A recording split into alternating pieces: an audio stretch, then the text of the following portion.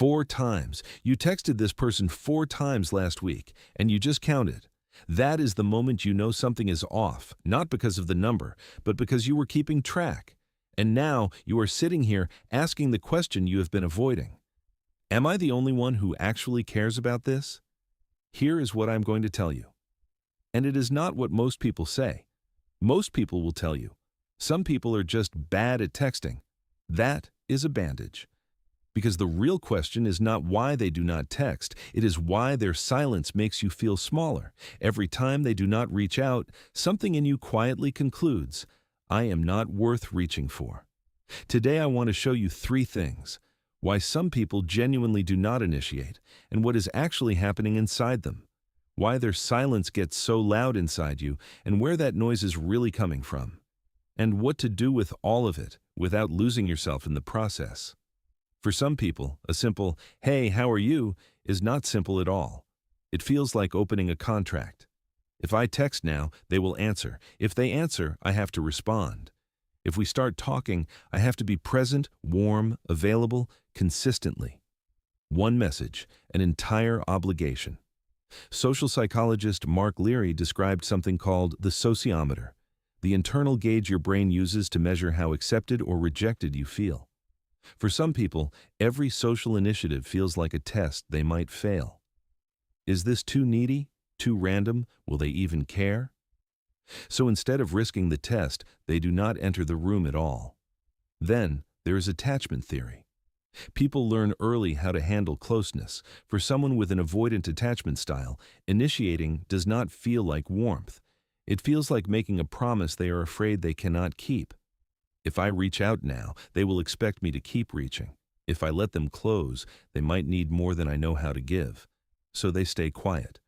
Not because you mean nothing, but because starting something feels like committing to something, and that terrifies them. From the outside, that looks like indifference. From the inside, it feels like self-protection. Research confirms this. In 2010, Fitzsimons and Kay found that people massively underestimate how welcome their messages would be. The sender thought, I am probably bothering them. The receiver thought, wow, someone thought of me. Many people stay silent, not because they do not care, but because they genuinely cannot imagine their reaching out would matter. Now you know why they do not text, but that still does not answer the harder question. Why does it hurt this much? The pain is rarely just about them. It is about what you place inside the silence. No message means I am not important enough. No good morning means they are not thinking of me. But that interpretation is not coming from them. It is coming from a story you have been carrying for a long time. A story that says, I have to earn attention. I have to prove I am worth remembering. And when someone does not reach out, the silence becomes evidence, not because it proves anything, but because it fits the story. This is confirmation bias. We notice information that confirms what we already believe. So if some part of you already fears you are not important, silence becomes magnetic. You count the days, you reread old messages, you build a case. Meanwhile, the 5 people who did show up barely register. One unanswered chat becomes louder than all the answered ones, and the pain is not imaginary. Research on social rejection shows that exclusion activates some of the same brain regions as physical pain. Your nervous system treats silence as danger, as proof. But proof of what? That they are overwhelmed, avoidant, careless, or proof that you are not enough. That last leap is the dangerous one. It turns another person's behavior into a verdict on your worth. And it is almost never that simple. If this is the kind of content you want more of, like this video and subscribe. Because the next time someone's silence starts writing stories in your head, you might want a reminder that the story is not always true. Understanding someone does not mean shrinking yourself to fit what they can give. That is the trap.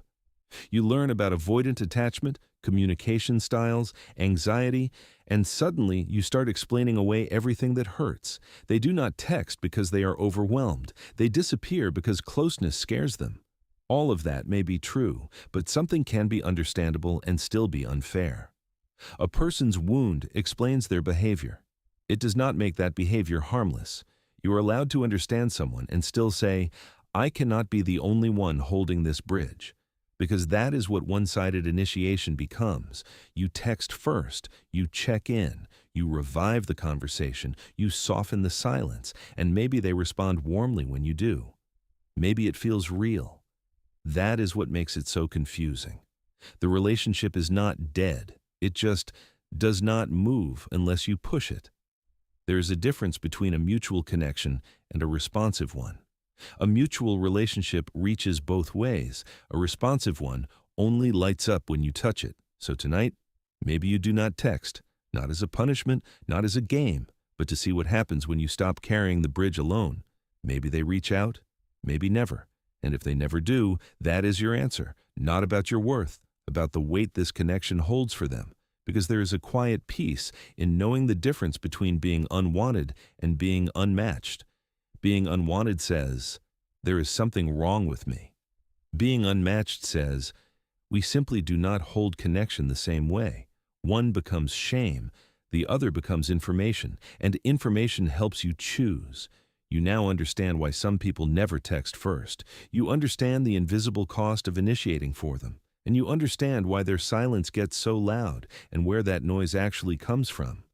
But understanding is only useful if it helps you stop abandoning yourself. The goal is not to become colder. It is not to care less, and it is not to turn every friendship into a test. The goal is to stop confusing effort with worth. So the next time you are holding your phone, staring at a conversation that only moves when you move it, pause. Do not immediately turn the silence into proof. Do not immediately make it mean that you are forgettable. Ask yourself something quieter. Is this connection mutual or only responsive? Am I making space for someone or am I making excuses for them? And most importantly, what would I do if I truly believed I was still worthy, even when they do not text first? That question changes everything. Because the hardest lesson is not understanding why other people stay silent. The hardest lesson is learning to sit inside your own silence without turning it into evidence that you were never enough. If this video gave you something to think about, like it and subscribe for more psychological breakdowns like this. And remember, someone's silence can tell you something about the relationship, but it does not get to tell you who you are.